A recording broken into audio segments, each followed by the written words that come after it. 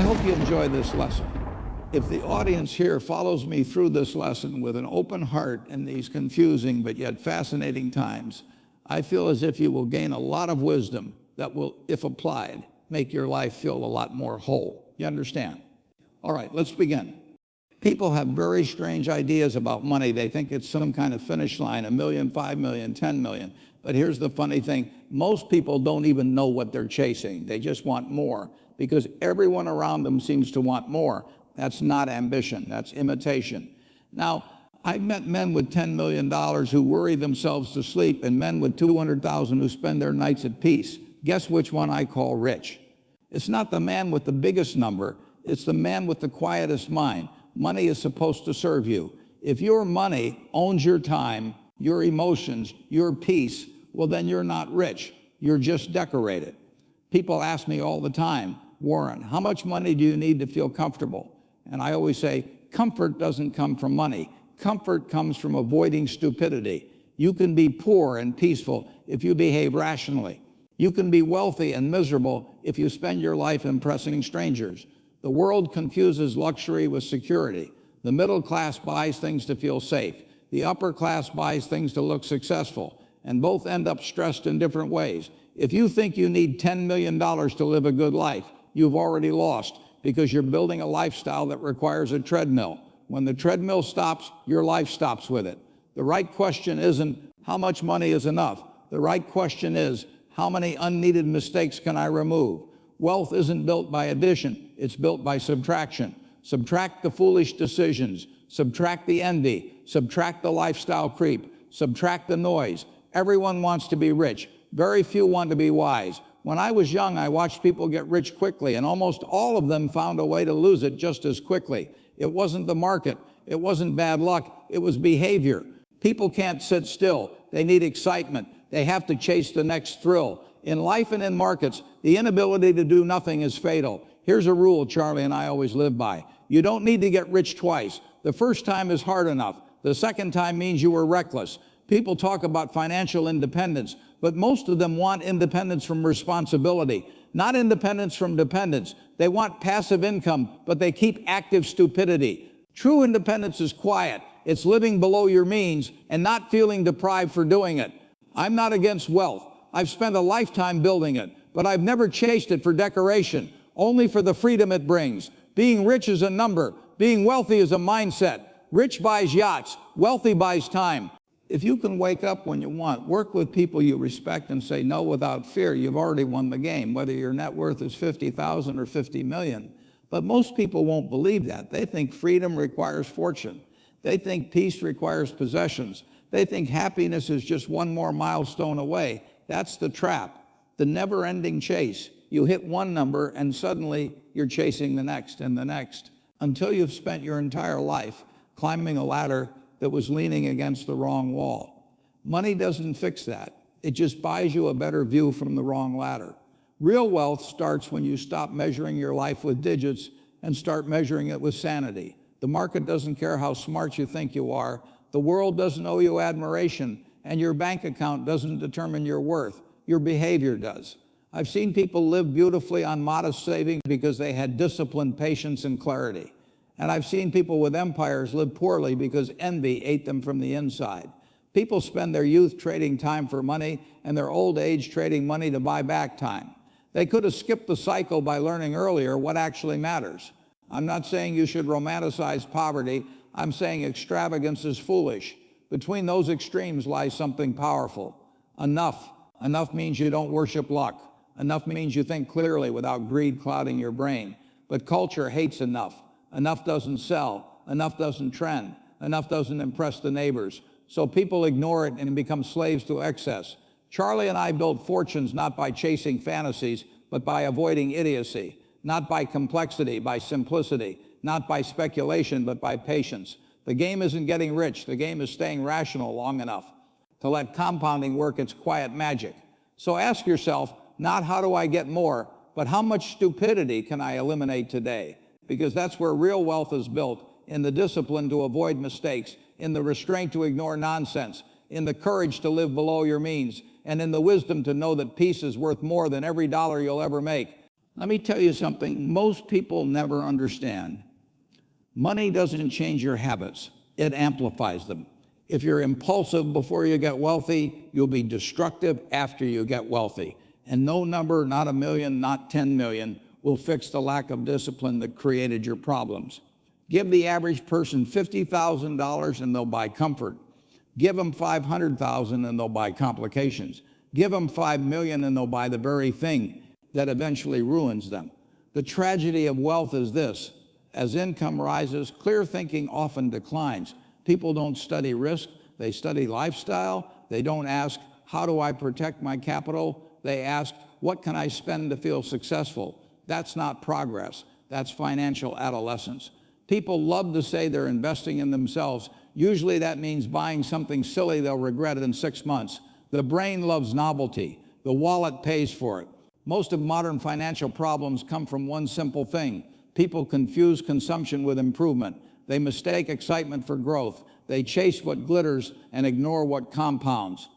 When I was growing up in the 1930s and 40s, the middle class had discipline. They saved, they mended things, they lived within reality, and slowly, steadily, they built a foundation that lasted. Then came credit cards, advertising, and a culture that celebrates spending like it's a sport. Now people don't ask, what can I afford? They ask, what can I finance? And they call that freedom. It isn't freedom, it's debt dressed as opportunity. You can't compound wealth when you're busy compounding payments. A lot of folks think they're working for independence, but in reality, they're financing their own captivity. New cars, bigger houses, nicer vacations, every upgrade quietly becomes an obligation. And the weight of those obligations is what keeps them running on the treadmill. They're not free, they're leveraged. You can't talk about financial freedom without talking about restraint. Discipline is the foundation of wealth, not luck, not timing, not talent. Discipline. But discipline doesn't trend. Discipline isn't glamorous. Discipline doesn't go viral because it's quiet, slow, and stable. Yet here's the secret. Stability is the greatest luxury on earth. True wealth is sleeping well. True wealth is not checking your net worth every morning. True wealth is knowing your life won't fall apart if the market closes for a year. Most people call that boring. I call it freedom. Here's another truth people don't like hearing. Your lifestyle is the greatest threat to your wealth, not inflation, not taxes, not recessions, lifestyle. The moment people taste a better lifestyle, they confuse it with success. They build expectations that their future self may not be able to afford. Then they spend decades trying to maintain a standard that gives them anxiety, not happiness. I've seen people upgrade their cars, then upgrade their expectations, upgrade their homes, then upgrade their stress levels, upgrade their vacations, then downgrade their peace of mind. Every upgrade is a new obligation. Every obligation becomes a chain. And those chains get heavier the more money you make. People buy things thinking it will simplify their lives. Usually it does the opposite. You don't own your possessions. Your possessions own your time. And the one thing you can't earn more of, no matter how rich you are, is time. Simplicity is underrated. People mock it. They call it dull. They don't realize simplicity is the only lifestyle that compounds. The fewer moving parts you have, the fewer things can break. That applies to portfolios and to marriages and to your mental health. Charlie and I always believed that complexity was just another form of stupidity. Not the loud kind, but the subtle kind. The kind that hides behind jargon and shiny distractions. The world worships complexity because it feels smart. But smart isn't the goal. Survivable is the goal. You don't need to predict the next big thing. You need to avoid the next dumb thing. That alone will put you ahead of 90% of investors and 99% of consumers. Let me tell you something I've repeated my entire life. The best investment strategy is the one you can stick with during chaos. The same is true in life. The best lifestyle is the one you can maintain during storms. People crave excitement in their portfolios and peace in their lives, not realizing the two can't coexist. If you want excitement, go skydiving. Don't do it with your retirement money. Financial peace comes from boredom. Yes, boredom. Routine, predictability, quiet decisions repeated for decades. And those quiet decisions create a fortress far stronger than any luxury or any status symbol. The truth is simple. You don't need brilliance to get rich. You need endurance. Endurance beats intelligence when intelligence has no discipline. I've seen geniuses go bankrupt because they lack temperament. I've seen ordinary people become extraordinarily secure by simply avoiding stupidity and letting time do the heavy lifting. In markets and in life, the greatest edge you can have is the ability to sit still while everyone else panics. Most people sabotage themselves, not because they're wrong, but because they're impatient. You can't compound impatience. You can only compound calm. Here's the final irony. People spend the first half of their life trying to look wealthy and the second half trying to feel wealthy. They could accomplish both by wanting less. Enough is not a number. It's a mindset. It's the point where money stops controlling you because your expectations stopped outrunning your sanity. Once you find enough, once you truly embrace it, you become impossible to control. Nobody can bribe you with more. Nobody can pressure you with status. Nobody can push you into foolish risks. Enough is freedom. Enough is clarity. Enough is what wealth was always supposed to buy. And if you want to measure wealth properly, don't count your possessions. Count your untroubled hours. Because in the end, that's all money was ever meant to protect. Your time, your choices, and your peace. There's another mistake people make when thinking about money. They assume wealth will make them disciplined. It won't. Money doesn't create discipline. Discipline creates money. If you're careless with the dollar, you'll be careless with a million. If you can't control small impulses, big numbers only magnify the consequences. People think wealth changes character. It doesn't. It reveals it. I've seen people win the lottery and lose it faster than they earned it. Not because they were cursed, but because they lacked the habits to keep what they suddenly had. You don't rise to the level of your income, you fall to the level of your behavior. That's why I tell young people, don't chase a high salary, chase high habits. Good habits compound longer than paychecks ever will. People obsess over finding the perfect investment, but ignore the fact that the best investment is your own discipline. A disciplined spender beats an undisciplined trader every single time. The worst financial trap in the modern world is the belief that you can out-earn your behavior. You can't. No salary is high enough to fix poor judgment. People don't go broke because they're not making enough. They go broke because they never learned to stop leaking money through 100 small, unnecessary decisions. And the cruel thing is, the world encourages it. Everyone is selling excitement. Everyone is selling speed. Everyone is selling shortcuts. But wealth is built in the opposite direction. Slowly, quietly, rationally. Charlie used to say that most of life's problems come from two things: the inability to delay gratification and the inability to think long term. Put those together and you get a society full of people who are always stressed because their future is paying for their present. Let me tell you a secret that I've watched play out for nearly a century. Your life improves the moment your desires shrink faster than your income grows, not the other way around. People try to enlarge their income to match their desires. They should shrink their desires to match their peace. Desire inflation is more dangerous than price inflation because you can't hedge against it. You can only discipline it. Here's something most folks don't understand. You don't become wealthy the moment your income rises. You become wealthy the moment your needs fall. Needs are the real tax. The more you need to feel okay, the poorer you become, even if your bank account is growing. I've met people worth 50 million who live in fear of losing it, and people worth far less who live with more dignity and calm because their needs don't chase them. True wealth is the absence of financial anxiety. People think wealth is about assets. It's about autonomy. Your ability to say no is the purest form of wealth. And let me tell you, the older you get, the more valuable no becomes. No to unnecessary risk. No to bad deals. No to ego games. No to people who drain you. No to lifestyles that own you. Most financial mistakes happen when people aren't able to say no because they're afraid of looking small, or afraid of missing out, or afraid of disappointing others. Fear is expensive. Ego is expensive. Pride is expensive. Stupidity is the most expensive of all. I've never met a person who went broke by being humble, but I've met plenty who went broke by trying to look important.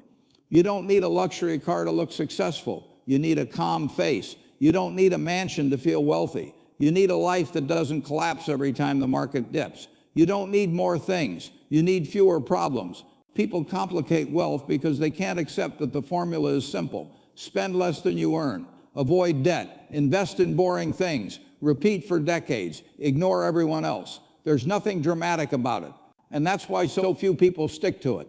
People love excitement more than they love freedom. But here's the truth I learned long ago. Freedom is boring. Predictability is peaceful. Stability is wealth. You become wealthy the moment your life becomes quiet enough for you to hear your own judgment. And that judgment is worth more than any investment tip or any market forecast. Because here's what most people forget. The market doesn't need to be predictable. You do. The economy doesn't need to be stable. Your behavior does. Prices can go up and down. Your discipline shouldn't. A portfolio can be diversified, but your impulses must be controlled. If you want to build wealth, remove noise. If you want to keep wealth, remove ego. If you want to enjoy wealth, remove envy. What remains is a life you don't need a vacation from. And that, my friend, is something money can't buy, but discipline can build. There's a lesson age teaches you that youth almost never understands. Most of what people chase isn't wealth, it's noise. Noise disguised as success, noise disguised as urgency, noise disguised as opportunity. I've lived long enough to see every cycle repeat itself. People rush into the same mistakes, wrapped in new packaging, sold with new buzzwords. It's always the same story. Get rich faster with less effort. And every generation falls for it. You want to know why? Because people crave shortcuts more than they crave wisdom. They want the illusion of progress without the patience of discipline. They want the rewards of compounding without the boredom it requires, but compounding doesn't reward excitement, it rewards endurance. Your greatest financial advantage is not intelligence. It's staying alive long enough for your slow, steady decisions to work in your favor. Most fortunes disappear because someone couldn't sit still. They confused activity for progress. They thought being busy meant being productive. That's the biggest lie in finance, in investing and in life. Doing nothing is often the smartest possible decision. I've made most of my money by waiting, by sitting on my hands while everyone else panicked, rushed, or tried to outsmart the market. You don't beat the market by being clever. You beat it by being patient when everyone else forgets how. People ask me, what's the one trait every successful investor needs? Temperament, not brilliance, not IQ, temperament. You can survive anything if your temperament is stronger than your impulses. The problem today is people have world-class access and kindergarten-level patience. They want 5-year results in 5 weeks. They want mastery without monotony. But monotony is where mastery hides. Here's something older folks often understand better than the young. Stability is a superpower. Predictability is wealth. And boredom is a sign your system is working. People sabotage themselves when they try to make life more dramatic than it needs to be. Drama is expensive. Calm is profitable. One of the biggest delusions people have is thinking wealth will solve all their problems. It doesn't. It only solves money problems. Everything else, your relationships, your values, your habits, your health, those remain untouched unless you address them. Wealth doesn't buy maturity. It doesn't buy discipline. It doesn't buy perspective. Those are earned through experience, often painful experience. I've met enough wealthy people to know that money magnifies your inner life. If you're wise, it makes you freer. If you're foolish, it makes you louder. If you're insecure, it makes you more desperate for validation. That's why envy is the most dangerous sin. People won't admit it, but envy drives half of modern decisions. Not need, not joy, not purpose. Envy. They buy things to keep up. They invest to compete. They spend to signal status. And then they call it ambition to make themselves feel better. But envy doesn't move you forward. It just moves your finish line. You can't outrun envy. You can only outgrow it. And once you outgrow it, your life becomes lighter. Your decisions become clearer. Your needs become smaller. And suddenly you realize how little you actually require to live well. People talk about wealth as if it's a number. It isn't. Real wealth is flexibility, the ability to wake up and choose how you spend your day. Young people think the goal is to make as much money as possible. Older people know the real goal is having as few obligations as possible. Obligations age you faster than time. I've seen brilliant executives who made millions but couldn't breathe under the weight of their own commitments. And I've met retirees with modest savings who lived like kings because their lives were simple, clear, and uncluttered. The real privilege of wealth is not consumption, it's control. Control of your time, control of your attention, control of who gets access to you, control of what nonsense you can walk away from. You can't buy that with more money. You buy it with fewer needs. That's why enough is the most powerful financial idea in the world. Enough makes you unbribable, unshakable, unhurried, unafraid. People who know enough don't panic in recessions. They don't chase bubbles. They don't envy their neighbors. They don't lie awake worrying about appearances. They sleep well. And sleeping well is the highest dividend money pays. Let me leave you with something most people don't realize until it's too late. The goal isn't to get rich. The goal is to stay rational long enough to live a life you don't need to escape from. Everything after that is just noise. There comes a point in life where you start measuring wealth differently. Not in dollars, not in assets, not in returns, but in moments. Moments without worry. Moments without noise. Moments where your life feels like it belongs to you again. The irony is that most people only realize this after spending decades chasing what never mattered. I've known highly paid professionals who spent 40 years working nonstop, believing that someday, one magical day, they'd finally relax, finally breathe, finally enjoy the fruits of their labor.